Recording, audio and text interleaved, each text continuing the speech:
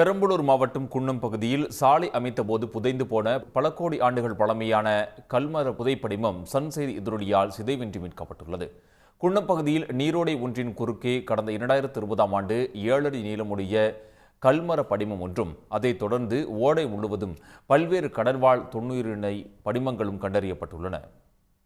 இதை பாதுகாக்க அப்போதைய அதிமுக அரசு அக்கறை காட்டவில்லை.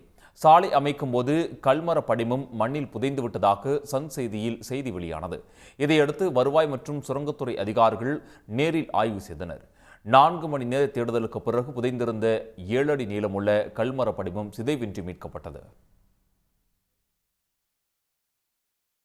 சேதாரம்லாம் ஒன்றும் இல்லை, கண்டுபிடிச்ச வரையும் நல்லா எடுத்திருக்கோம். இதுக்கப்புறம் சேதாரம் இல்லாமல் ஃபுல்லும் கண்டுபிடிச்சி எடுக்கணும். முழு ஒத்துழைப்போட இப்போ எங்கள் ஒன்றிய கவுன்சிலர் சந்தோஷ்குமார் ஃபுல்லும் ஒத்துழைப்போட அவரே எல்லாத்தையும் எடுத்து கிளியர் பண்ணி எங்களுக்கு கண்டுபிடிச்சி கொடுத்துருக்காங்க. அவருக்கு ரொம்ப நன்றி. எங்கள் இளைஞர்கள் சார்பாக நாங்கள் கேட்டுக்கிறோம்.